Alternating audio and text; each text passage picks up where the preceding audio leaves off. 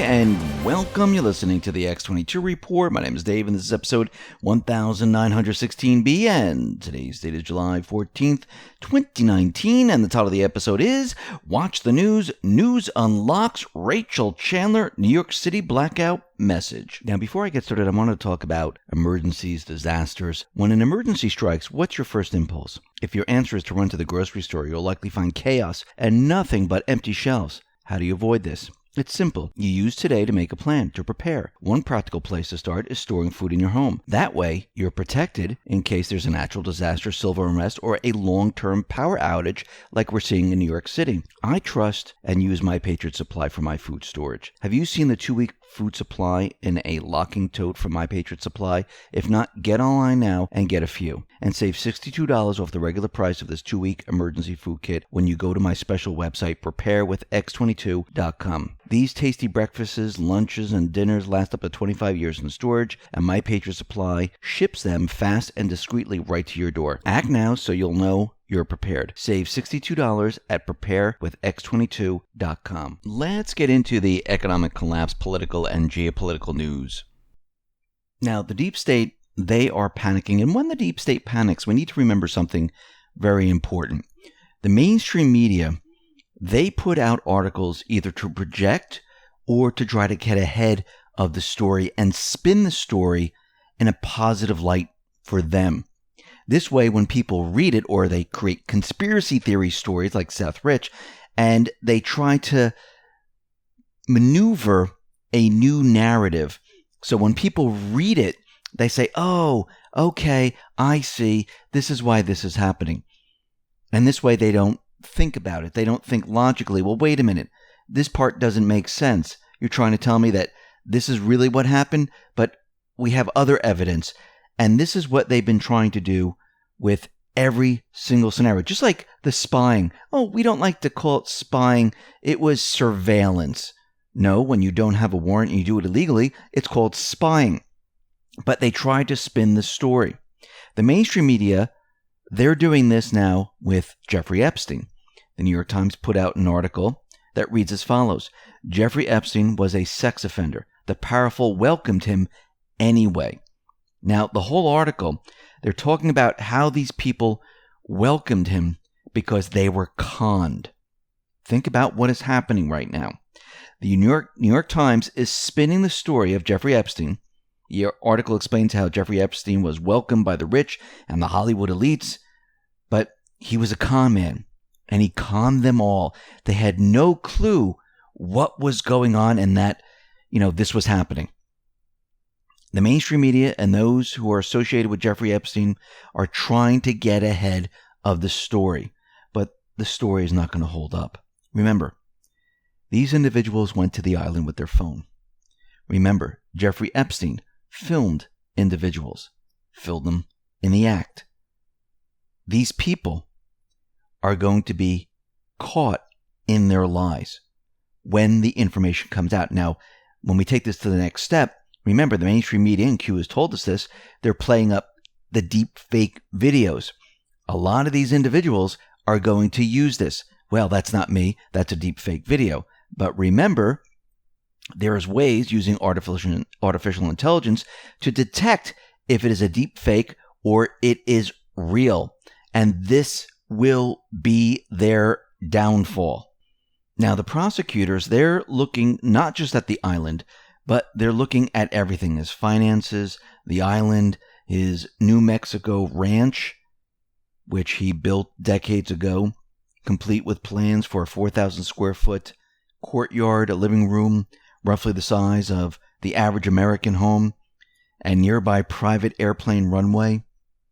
This property is known as the Zorro Ranch, and they're looking into this. This is part of the investigation.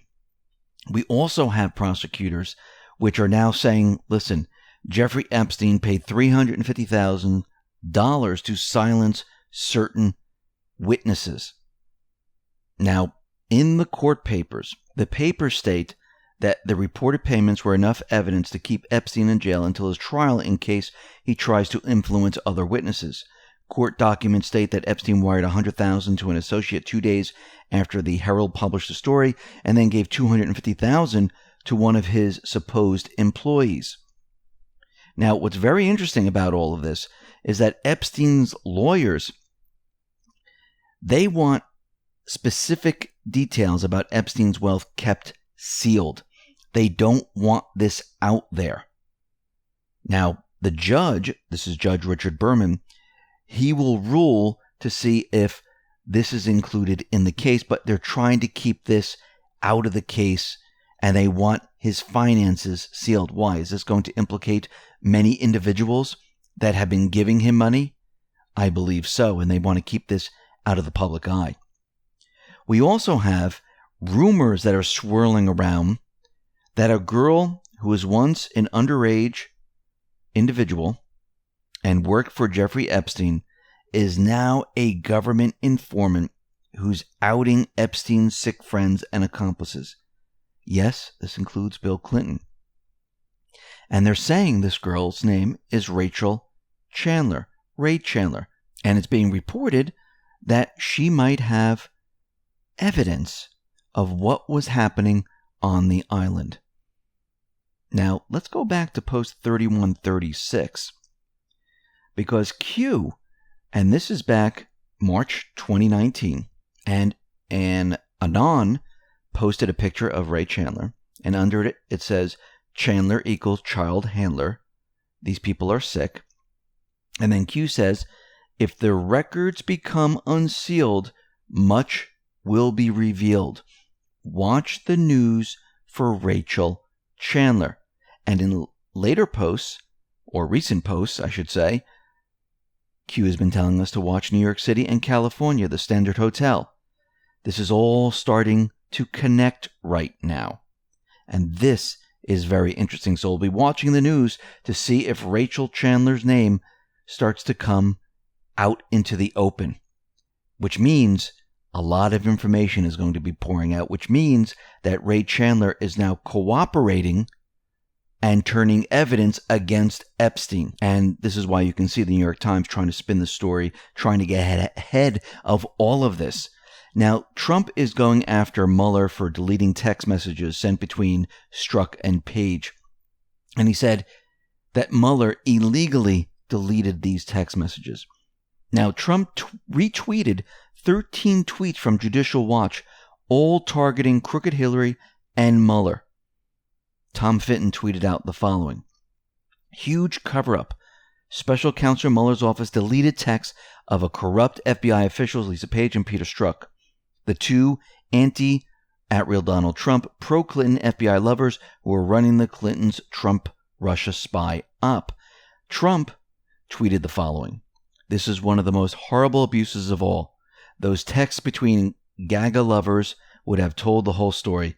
Illegal deletion by Mueller. They gave us the insurance policy. Now we know they have it all. Nothing is ever deleted. And Trump is putting this out there, making them feel like they don't have this information, while in reality, they actually do. Paul Sperry tweeted out the following about Mueller, Carter Page, and the dossier. Breaking. In 5/16/2016, email exchange between Trump campaign advisors Carter Page and Walid Phares, Page proposed sitting out July trip to new economic school to let Trump take spotlight like Obama before him.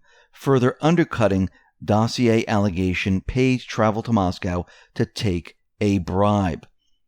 The whole entire case is falling apart bit by bit, and they're bringing evidence out to show how all of this is not true. And now, if you notice, the people who were hunting Trump, they have become the hunted. Trump, Judicial Watch, Paul Sperry, and the rest, they are the hunters, saying, no, this doesn't make sense. We have more evidence. So the report, the dossier, everything you've been saying, fake, phony, and false. Let's move on to General Michael Flynn. Now, the conservative treehouse explains how the Flynn case was a setup just like George Papadopoulos, Carter Page, and the Trump Tower meeting. Former National Security Advisor Lieutenant General Michael Flynn. As we know, he is involved in two heavily connected legal cases that came from the special counsel appointment of Robert Mueller. One direct case is the D.C. District Court, Judge Emmett Sullivan, and one indirect case in the Eastern District of Virginia. This is Judge Anthony Trenga. So yesterday, there were some court arguments as the EDVA case against Flynn's partner is about to start. The transcript is not yet public, but Technofog gained access. Pay attention to this little snippet that Techno released. The United States government is in possession of multiple independent pieces of information relating to the Turkish government's effort to influence United States policy on Turkey and Fethullah Gulen, including information relating to communications, interactions, and a relationship between Akeem Applekin and Michael Flynn, and Akeem Applekin's engagement of Michael Flynn's because of his Michael Flynn's relationship with an ongoing presidential campaign without any reference to the defendant or FIG. Now, please pay attention to this part. Because of Flynn's relationship with an ongoing presidential campaign without any reference to the defendant or FIG. The word campaign is a written Freudian slip, a tell per se, that informs those paying attention of the history of the government's activity and foreknowledge. So here's where I'm at. The granules are small, but the granules are all assembled in the same part of the same picture. The Dutch-Turkish lobbying contact was a setup, just like Trump Tower meeting was a setup, just like the London meeting with Alexander Downer was a setup, just like the 10,000 from Charles Taywell to George Papadopoulos was a setup, just like Mifsud was a setup. In the foreground, you've got Brennan and the White House, and Fusion GPS, Nellie Orr, Christopher Steele, etc. In the background, you got Yates, Carlin, Loftman, McCord, and Weissman, together with Comey, McCabe, Baker, Strzok, and Page, and essentially the bridge, Bruce Orr, acting as a carrier, Smidgen taking information from the working group to the FBI to the Department of Justice. These are the basic elements of the seditious small group within the Department of Justice, NSD, and FBI. Additionally, this gets more interesting when you think about the scale of what they're doing and how intensely they are committed to it. When the network was failing in their impeachment effort, when the insurance policy was not working, when they were falling back in logical sequence to various defensive positions throughout 2018, where did David Loftman resurface? He resurfaced in the Kavanaugh, Christine Blasey Ford fiasco. New York Field Office FBI agent Monica McLean was the handler who initiated her best friend, Dr. Christine Blasey Ford, against Supreme Court nominee Judge Kavanaugh, who was Monica McLean's lawyer, David Loftman, who was Blasey Ford's lawyer, Michael Bromwich. He's also the lawyer for Andrew McCabe. Why? What possible reason would the same small group participants have for going from the 2016 election effort, the 2017 impeachment effort, to the 2018 SCOTUS manipulation effort? The small group activity is illegal, literally seditious. It was a reasonable part of the concentric defense to try and block a SCOTUS nomination and influence the outcome of a 2018 midterm election. Nunes says the following: "These are all a bunch of dirty cops, and I'll tell you, some of them better go to jail, or we're going to go down in a spiral in this country because you will not have a Republican that will trust the FBI or the Department of Justice for generations to come." And he's absolutely right. There needs to be arrests. And we can see how all these people are connected. You can see how they set this up very, very carefully and how they moved on to the next agenda to try to keep everything together. But it's all failing right now. It's all unraveling because everything they tried to do has failed. They are not winning. Now, this is very interesting. Out of the Washington Times, it says the Guantanamo detainee trials could be broadcast online thanks to a House measure. Now, they voted for a new NDAA. This is the 2020 National Defense Authorization Act.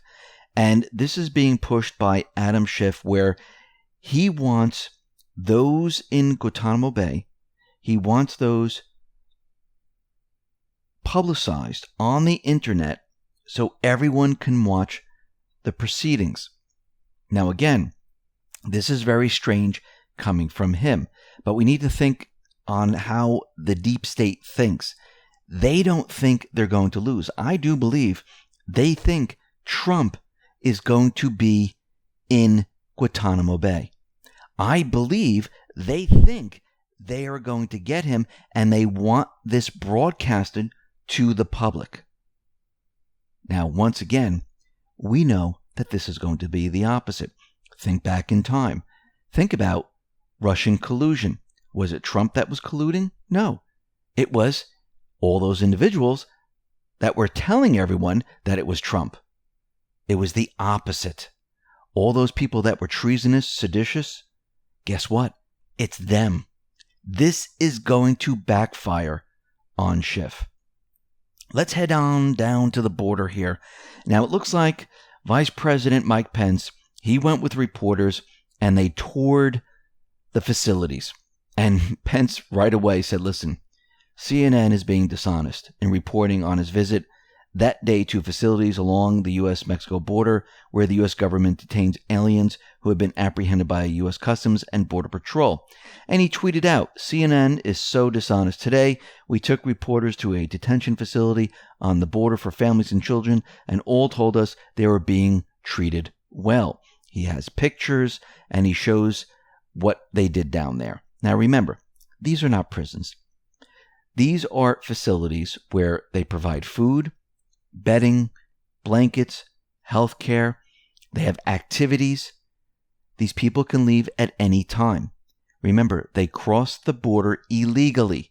They can't come into the United States. They have to stay here. Or they can leave and go back to Mexico and go through the port of entry.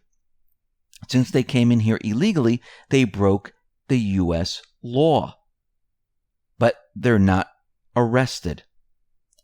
They just can't come all the way into the United States, like Obama had them bust all over the place. Trump tweeted out the following. Friday's tour showed vividly to politicians and the media how run and clean the children's detention centers are. Great reviews. Failing New York Times story was fake. The adult single men areas were clean but crowded, also loaded up with a big percentage of criminals. Sorry, can't let them into our country. If too crowded, tell them not to come to the U.S. and tell the Dems to fix the loopholes. Problem solved. Now, what's very interesting is that at the border, the illegal immigrant protesters raised the Mexican flag at an ICE facility on U.S. soil. Now, remember, this wasn't an invasion or a war where they won a battle. They raised a flag, a different flag than the United States. They raised the Mexican flag in the United States. And Donald Trump Jr. tweeted this out. He said, illegal immigrant protesters raised American flag at ICE facility on the U.S. soil. How many Democrats will denounce this? I'll set the over-under at 0. Remember, this is not an invasion. Now, are they with Mexico? Are they with illegals? Or are they with the U.S. citizen? Because the way they're speaking, it seems that, whatever with the U.S. citizens, we're all for them. And I think we know the answer to that.